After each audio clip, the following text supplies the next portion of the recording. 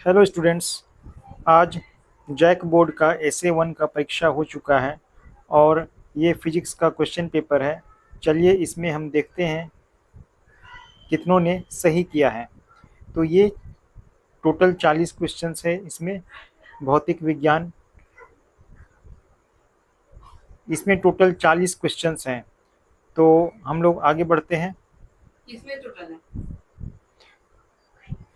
पहला क्वेश्चन है, if vector A dot vector B equals to 0 the angle between A and B is. तो हम जानते हैं जो डॉट प्रोडक्ट होता है A dot B equals to क्या होता है, ए बी कॉस थीटा के बराबर होता है। तो यहाँ बोल रहा है कि इसका वैल्यू 0 है, यानी ए बी कॉस थीटा 0 है। ए बी कॉस थीटा 0 है। तो थीटा के किस वैल्यू के लिए कॉस थीटा का वैल्यू 0 होता है? तो हम जानते हैं थीटा जब 90 डिग्री होता है तो कॉस थीटा का वैल्यू 0 होगा, और कॉस थीटा का वैल्यू 0 यानी ये पूरा 0 हो जाएगा, यानी ये कंडीशन सेटिस्फाई करने लगेगा। तो इससे क्या निकल करके आया, एंगल कितना होना चाहिए, 90 डिग्री। तो इसका आंसर हो जाएगा option D, option B 90 degree. ठीक है, आगे चलते हैं हम लोग, नेक्स्ट क्वेश्चन की ओर चलते हैं। The motion of rocket is based on. तो इसका आंसर हो जाएगा Newton's third law of motion. ठीक है, अगला सवाल है, डायमेंशंस ऑफ प्रेशर। प्रेशर का डायमेंशनल फॉर्मूला पूछ रहा है। तो प्रेशर P इक्वल्स टू क्या होता है, F/A, और फोर्स का क्या होता है, MLT-2 बाय एरिया। तो एरिया का क्या हो जाएगा, L स्क्वायर। अब ये L स्क्वायर जब ऊपर जाएगा तो कितना हो जाएगा, M L का पावर -1 और T का पावर -2। कौन सा मैच कर रहा है, ऑप्शन डी, ML-1 T-2। तो ये डी हो जाएगा इसका आंसर 3 का। Next question number 4, displacement is a vector quantity. यहाँ पे क्या हो जाएगा, vector, and distance is scalar. तो कौन सा वेक्टर और स्केलर, यानी ऑप्शन बी इसका आंसर हो जाएगा। नेक्स्ट क्वेश्चन है, dimensions of coefficient of viscosity is. तो कोफिशिएंट ऑफ विस्कोसिटी का जो फॉर्मूला होता है वो क्या है, eta equals to force by area into dv by dx, where dv by dx is called velocity gradient। तो फोर्स का क्या होता है, MLT-2 बाय ए का L स्क्वायर, और dv by dx यानी कि वेलोसिटी बाय डिस्टेंस। तो वेलोसिटी का क्या होगा, LT-1 बाय डिस्टेंस। तो डिस्टेंस है L, तो L से L कैंसिल, तो यहाँ और यहाँ एक L से ये एक L कैंसिल। तो हमारा कितना बच गया, कितना लिख सकते हैं इसको आगे, M और ये L ऊपर जाएगा तो L-1, और ये T-1 जब ऊपर जाएगा तो -2 + 1 यानी T का पावर भी -1 हो जाएगा, यानी ML-1 T-1। तो ये हमारा ऑप्शन डी सही है। ये हो गया dimensions of force acting on a body of mass 2 kg moving with acceleration 0.5 metre पर सेकेंड स्क्वायर। बड़ा ही सिंपल क्वेश्चन है। इसमें क्या दे दिया गया है, मास दे दिया गया है और एक्सेलरेशन दे दिया गया है और फोर्स पूछा जा रहा है। तो हम जानते हैं F इक्वल्स टू क्या होता है, ma, तो 2 × 0.5 यानी कितना हो जाएगा, 1 न्यूटन। 0.5 को 2 से मल्टीप्लाई करेंगे तो 1 न्यूटन, इसका आंसर सी हो जाएगा। नेक्स्ट क्वेश्चन की ओर चलते हैं हम लोग। Question number 7, SI unit of moment of inertia.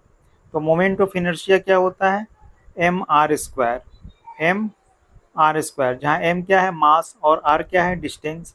तो kg मीटर स्क्वायर हो जाएगा। तो इसका आंसर बी हो गया, kg metre square.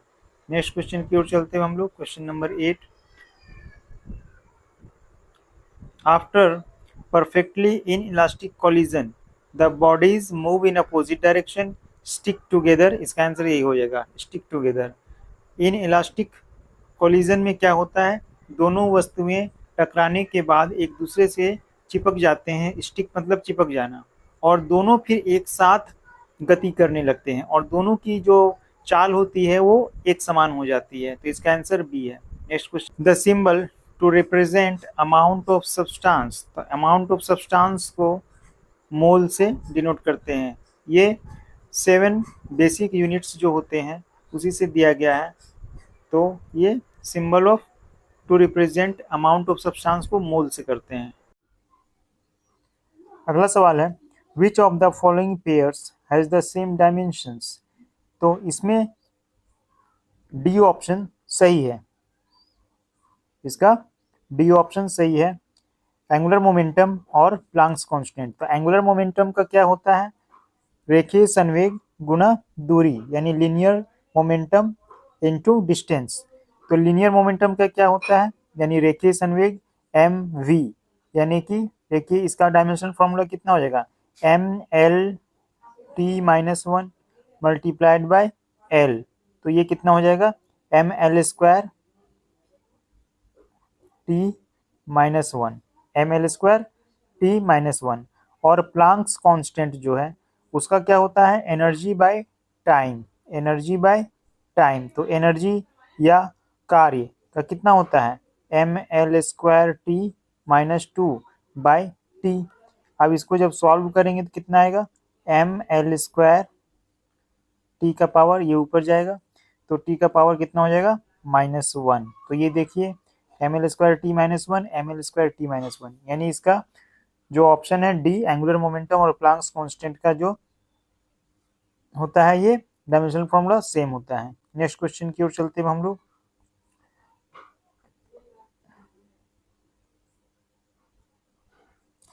Which Newton's law is the real law of motion, तो इसमें जो है सेकंड लॉ को रियल लॉ माना जाता है, ठीक है, सेकंड लॉ ऑफ मोशन को रियल लॉ ऑफ मोशन कहा जाता है। Which is the SI unit of impulse, तो इम्पल्स यानी आवेग, तो क्या होता है, फोर्स इनटू टाइम, इसका फॉर्मूला क्या होता है, फोर्स इनटू टाइम। तो फोर्स का क्या होता है, न्यूटन, और टाइम का सेकंड, तो न्यूटन सेकंड, ऑप्शन सी इसका सही है। When an object at constant speed and in a straight line what kind motion is it, तो ऑब्जेक्ट जो है वो कांस्टेंट स्पीड में है और स्ट्रेट लाइन में है, तो ये कैसा मोशन में होगा, तो ये यूनिफॉर्म मोशन में होगा कि कांस्टेंट स्पीड है, क्या है, स्पीड कांस्टेंट है और स्ट्रेट लाइन में भी है, तो ये कैसा मोशन होगा, यूनिफॉर्म मोशन होगा। इसका ऑप्शन हो जाएगा ए, uniform motion.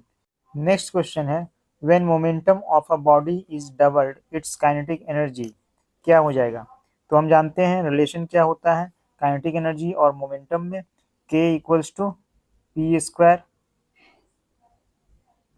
Bye 2m, P square by 2m होता है। तो यहाँ बोला जा रहा है कि मोमेंटम है वो डबल हो गया, यानी जो नया मोमेंटम होगा p dash equals to 2p हो गया, ठीक है।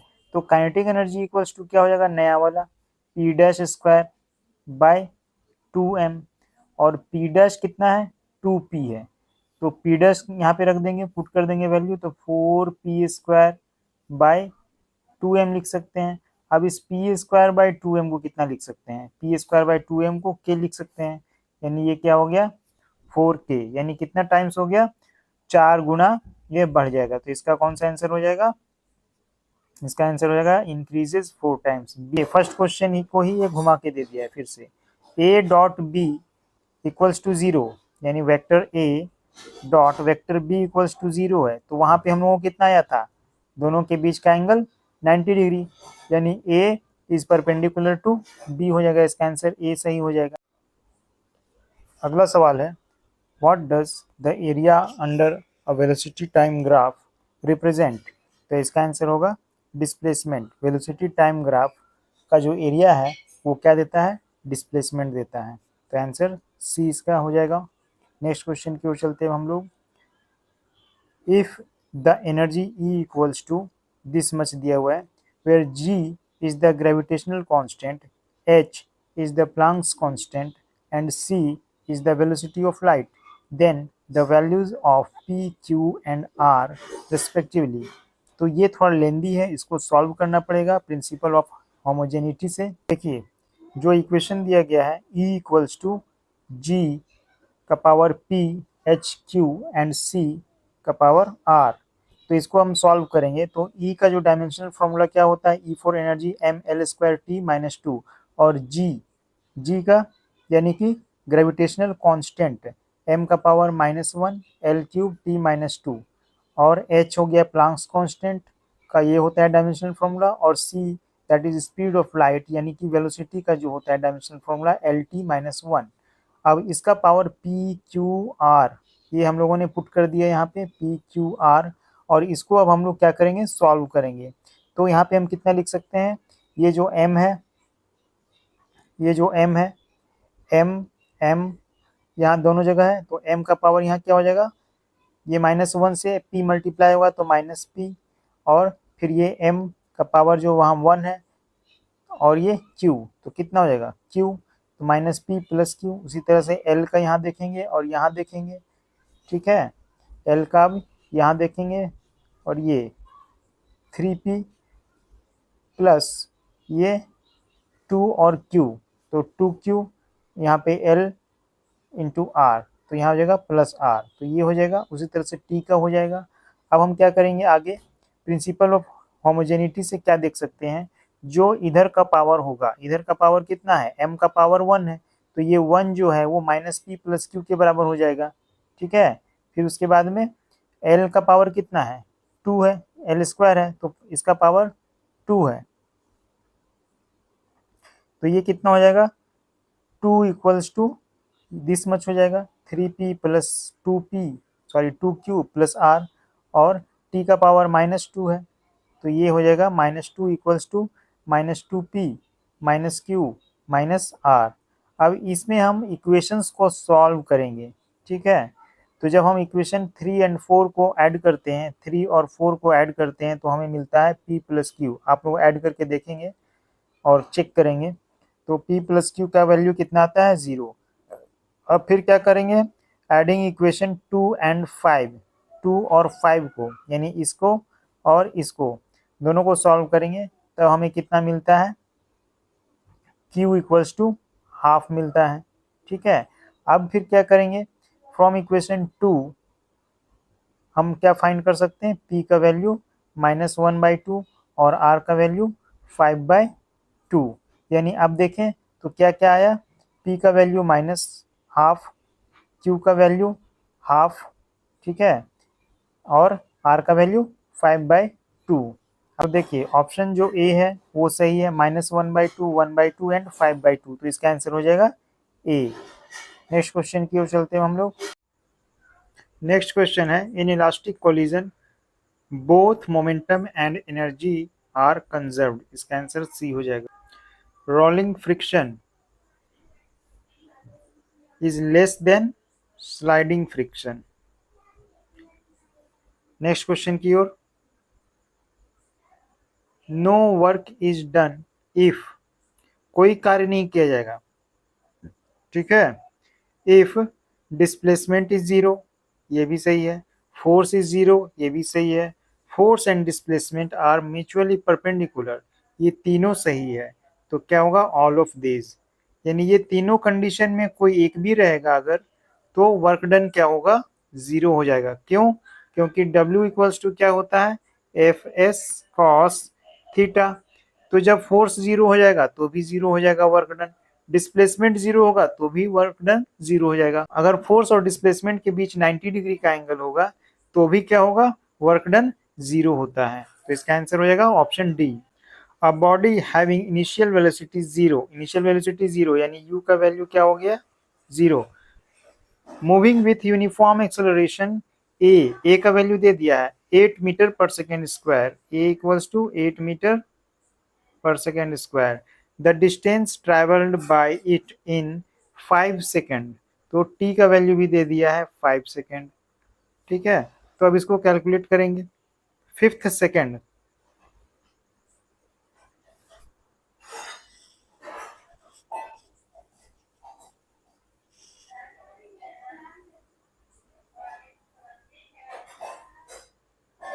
अगला सवाल है अ बॉडी हैविंग इनिशियल वेलोसिटी 0, यानी u का वैल्यू क्या हो गया 0, u का वैल्यू 0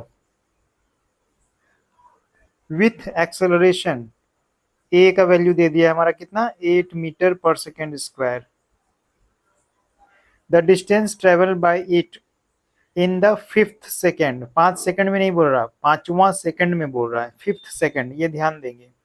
तो इसके लिए फॉर्मूला क्या होता है, एक हम लोगों ने क्लास में डिस्कस किया था कि एस एन एथ इक्वल्स टू क्या होता है u plus A by two into 2n-1। तो यहाँ u का वैल्यू तो 0 है, a का वैल्यू 8 है बाई 2 एंड 2n-1, यानी 5 इंटू 2 10-1 तो 9, और ये कितना हो जाएगा 4, 9 4 जा 36 मीटर। तो इसका आंसर कौन सा हो जाएगा ए, 36 मीटर। इसको नोट कर लेंगे, 36 metre, 36 metre. The potential energy stored in a ball of mass 5 kg placed at a height of 3 meter above the ground is, बड़ा सिंपल क्वेश्चन है ये। पोटेंशियल एनर्जी इक्वल्स टू क्या हो जाएगा mgh। तो यहाँ मास कितना दिया है 5, g का वैल्यू जब नहीं लिखा है 10 लेना तो 9.8 लेंगे, इंटू h, h कितना है 3 मीटर। इसको जब सॉल्व करेंगे तो कितना आएगा 5 3 या 15 इंटू 9.8, यानी 150 से कम, यानी 147 जूल आएगा हमारा इसका आंसर 147। कैलकुलेट करके देख लेंगे 147, यानी बी हो गया इसका answer. Dimensions of G are, G for gravitational constant, G for gravitational constant. तो ग्रेविटेशनल कांस्टेंट का हम लोग निकाल सकते हैं कैसे, कूलम्स लॉ से।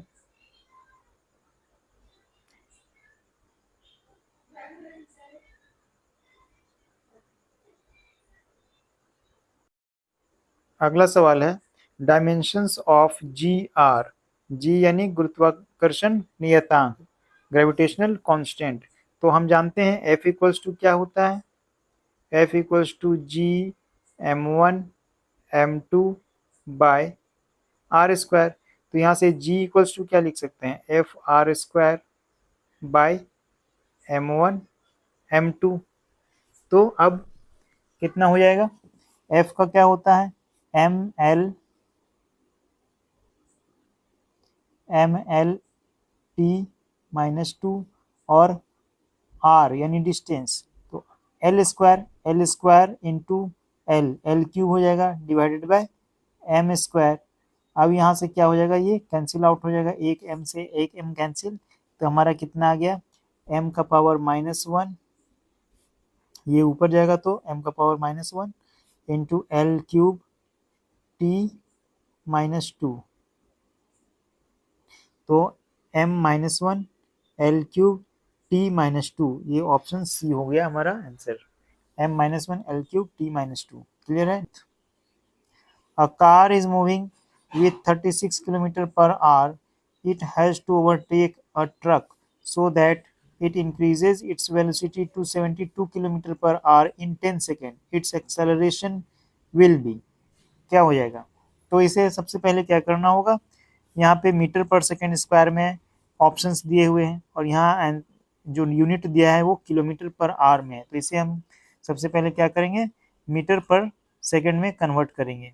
तो ये कितना हो जाएगा, initial velocity u 36 kilometre per hour है, इसको 5/18 से मल्टीप्लाई करेंगे तो हमारा आ गया 10 मीटर पर सेकेंड, और v का वैल्यू 72 है, तो 72 को इंटू 5/18 करते हैं तो ये हो जाएगा 20 मीटर पर सेकेंड। ठीक है। अब एक्सेलरेशन पूछा है तो a इक्वल्स टू क्या होता है v minus you by T. तो v का वैल्यू कितना है 20 - 10, तो 10/10, 10 सेकंड में, तो डिवाइड होके 1 आ गया, 1 मीटर पर सेकंड स्क्वायर। तो इसका आंसर कितना हो जाएगा? 1 मीटर पर second square, option D. Next question है, in van der Waals equation p plus a by v square v minus b equals to RT, where PVT are pressure, volume, temperature respectively, and A, B are constant. Then dimension of A by B, यहाँ देखेंगे dimension of A by B पूछा गया है, ठीक है। तो इसे इस तरह से सॉल्व करेंगे, ये वंडर वाली इक्वेशन है। अब यहाँ पे ये दोनों जो दिख रहे हैं, ये दोनों टर्म, इस दोनों टर्म को तभी जोड़ा जा सकता है जब वो डायमेंशनली सेम हो, ठीक है। इस बात को ध्यान में रखेंगे, ऐड या सब्ट्रैक्ट तभी दो चीज़ें हो सकती हैं, तभी दो भौतिक राशियां जुड़ सकती है या घट सकती है जब वो दोनों आपस में डायमेंशनली सेम हो। तो ये इसका मतलब क्या हो गया कि P और A बाई वी स्क्वायर दोनों डायमेंशनली सेम है, तो इसलिए हम लिख सकते हैं A by V square equals to P for pressure. तो यहाँ से हम लोग क्या लिख सकते हैं, A equals to P into V square, ठीक है। फिर आगे हम कितना लिख सकते हैं, P का डायमेंशंस क्या होता है, mlt square by L square, क्योंकि हम जानते हैं प्रेशर इक्वल्स टू क्या होता है, फोर्स पर यूनिट एरिया। तो यहाँ हो गया ये फोर्स का डायमेंशन mlt माइनस 2 और एरिया का हो गया एल स्क्वायर। और यहाँ देखेंगे v फॉर वॉल्यूम, और वॉल्यूम का क्या होता है एल क्यूब, और इसका भी स्क्वायर है, तो ये कितना हो जाएगा एल का पावर 6 हो जाएगा। अब इसको जब हम सॉल्व करेंगे तो कितना हो जाएगा, ये एक एल से ये एक एल कैंसिल हो गया, तो एम, और यहाँ नीचे बच गया एल, तो एल जब ये ऊपर जाएगा तो कितना हो जाएगा, अभी यहाँ पहले से 6 है, ये ऊपर गया तो 5 हो जाएगा, तो एल का पावर 5, टी का पावर -2। तो ये हो गया हमारा ए का वैल्यू। अब बी का वैल्यू कितना हो गया हमारा, बी दैट इज वॉल्यूम, यहाँ से हम देख सकते हैं, यहाँ से देखिए, यहाँ v माइनस बी, जैसा कि अभी मैंने कहा था कि डायमेंशनली सेम होने पर ही वो दोनों सब्ट्रैक्ट हो सकता है, तो इसलिए यहाँ पे v को b के बराबर लिख सकते हैं, v for volume that is L cube equals to b। अब यहाँ पे पूछा गया है कि a बाई b का डायमेंशन पूछा गया है, तो a बाई b, तो दिस बाई दिस करना होगा डिवाइड, तो एम एल का power 5 t minus 2 by L cube को जब सॉल्व करेंगे तो हमारा आ रहा है M L square T minus 2। तो हमारा ऑप्शन है M L square T minus 2, यानी ऑप्शन सी जो है वो हमारा सही है। 26, टू ट्रेन्स 40 मीटर लेंथ, यानी दो ट्रेन है जो 40 मीटर की लंबाइयां हैं दोनों की, and travelling in opposite direction, यानी एक इस डायरेक्शन में आ रहा है तो दूसरा इस डायरेक्शन में आ रहा है, with a velocity 10 meter per second and 15 meter per second. What is the time of crossing them? तो दोनों एक दूसरे को जब क्रॉस करेगा तो कितना टाइम लगेगा, ठीक है। इसका स्पीड है 10 मीटर पर सेकेंड और इसका कितना है 15 मीटर पर सेकेंड। तो जब अपोजिट डायरेक्शन में ट्रेन चलते हैं या कोई भी दो वस्तुएं चलती हैं तो उनका जो वेलोसिटी होता है वो ऐड हो जाता है, ठीक है। यानी अब इसका जो वेलोसिटी होगा वो कितना होगा 15 प्लस 10 दैट इज 25 मीटर पर सेकेंड। अब लेंथ्स भी जुड़ जाएंगे, तो 40 प्लस 40 80, यानी 80 मीटर डिस्टेंस को कवर करने में कितना टाइम लगेगा 25 मीटर पर सेकेंड के रेट से। तो कैसे हो जाएगा, तो हम जानते हैं टाइम इक्वल्स टू क्या होता है, T equals to distance by speed. तो डिस्टेंस कितना हो गया हमारा 80 और स्पीड कितना है 25 मीटर पर सेकेंड। इसको जब हम सॉल्व करते हैं तो हमारा आता है 3.2 सेकेंड, तो इसका आंसर हो जाएगा C 3.2 second. When the distance travelled by a body is proportional to the time taken, यानी डिस्टेंस जो है वो टाइम के प्रोपोर्शनल है, यानी कि जैसे जैसे टाइम बढ़ता जा रहा है, इधर टी दिखा रहे हैं और इधर डिस्टेंस दिखा रहे हैं यानी एस, तो वो बढ़ता जा रहा है, यानी बराबर समय अंतराल में बराबर दूरियां तय कर रहा है। तो इसका स्पीड क्या है, इसका स्पीड कांस्टेंट होगा, क्यों, क्योंकि बराबर समय अंतराल में बराबर दूरी तय कर रहा है, ठीक है। बराबर समय अंतराल में ये बराबर दूरी तय कर रहा है। तो इस तरह के स्पीड को क्या कहते हैं, यूनिफॉर्म स्पीड होता है, यानी स्पीड कैसा होगा, कांस्टेंट होगा।